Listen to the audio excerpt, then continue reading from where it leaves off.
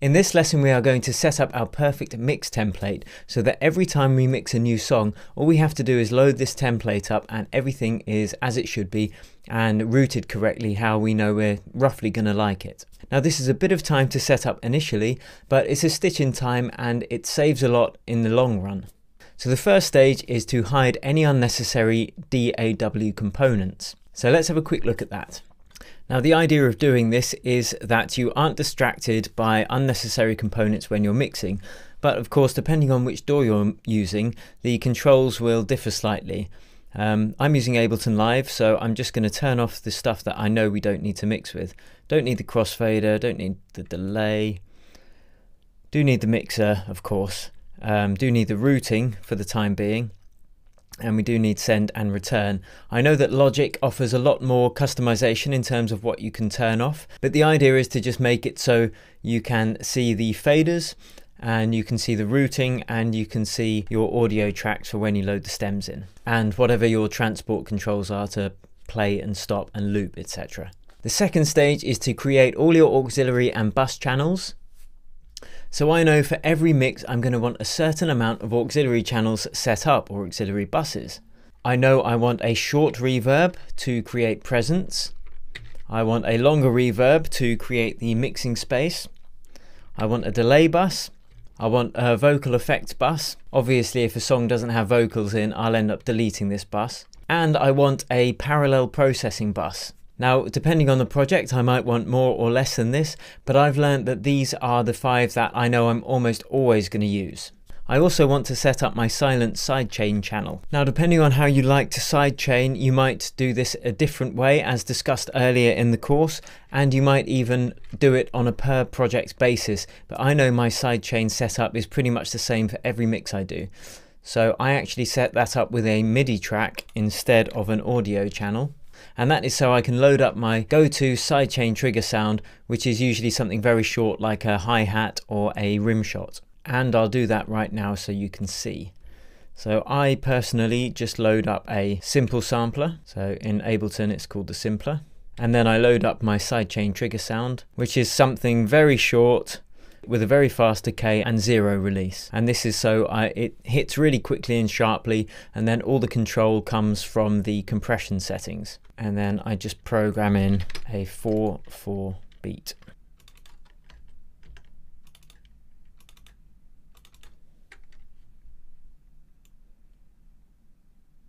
And then I can just loop that for as long or as short as my project ends up being. But I have it set up because I know I use that for every mix session. The third stage is to name and color these in a sensible way.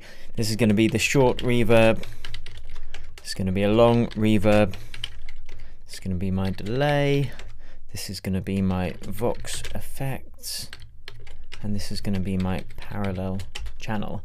And this is my sidechain channel. Just name and color them in a way that means something to you. I color everything white, because when I load in my stems, I like to color those depending on which group of instruments they're in, which we're going to go into in the next lesson.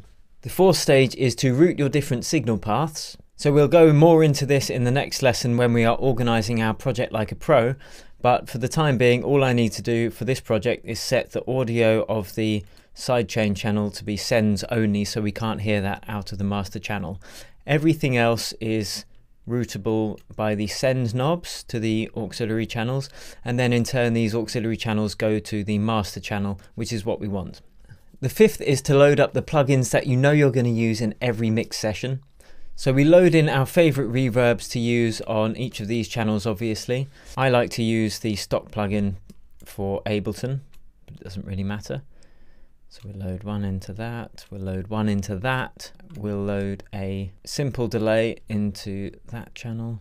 Now the vocal effects we're not going to load anything into because this will depend entirely on the song that we are mixing. And on the parallel channel I like to have a compressor so we can do parallel compression. And after each reverb I like to add a utility so I can boost up the volume when we do the gain staging. Not necessary with the simple delay. And then we add an equalizer on each of the reverbs so we can control that signal more, and similarly with the delay channel. You can also load up a gate after each of the reverbs, but I tend not to. I tend to do that when I'm working in the project because I won't always use a gate. And on the master channel, we load in whatever plugin it is that we use in our DAW to make it so we can change things to mono. In Ableton Live, it's the utility plugin. And then after the utility plugin, we add our metering. So as I've said before, I use the Klangelm Vumpt.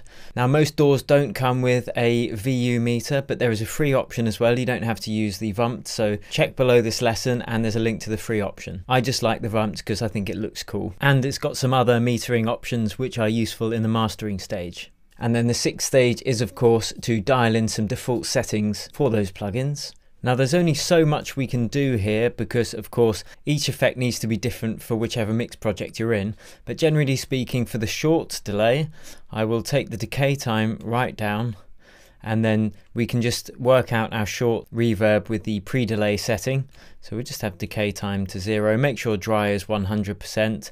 I usually boost the gain after this particular plugin by at least 10 decibels because it tends to be quiet. So I'll do that with that as well.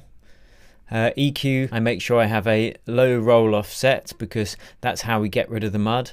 So I'll do that on both EQs. I don't particularly set the frequency yet because, as I said, it depends on the signal going into it, but you definitely want it at least 100 Hertz. Again, with the delay, make sure it is set to 100% wet, and similarly have a low roll-off curve set on your EQ. Parallel compression, can't really do any settings with that yet. And then on the Vumpt or whichever VU meter you have got installed, just make sure that it's set to VU mode. The seventh stage is to set up keyboard shortcuts so you can work really quickly. So depending on which DAW you're using, some of these shortcuts might already be set up. We have one for looping, so we can loop a particular section of our mix. And the second very important shortcut we have is for changing from mono to stereo, so we can check our mix in mono without the stereo field distracting us. Now we've already covered this, but quickly run through again. In Ableton Live, we use the keyboard shortcuts. We open that up. The shortcut I use is Alt and M because it's not used for anything else in my DAW. Set the max to 100 and the minimum for 0 and save that. So now we can very quickly check our mix in mono or in stereo. And the last stage is to simply save this as a template so you can load it up whenever you want and you don't risk copying over it. And that's it. Now you have your perfect mixing template to load up at the beginning of each and every mix. So now we've done that, in the next lesson I'm going to load up this mixing template and populate it with some stems that we're actually going to go through in the next module, and then I'm going to show you how we can organize this project like a professional. And this is important because when we get to the mixing stage we want to work quickly and effectively, knowing exactly what to do in what order, so mixing's a joy again and we get great results quickly. So I will see you in the next lesson.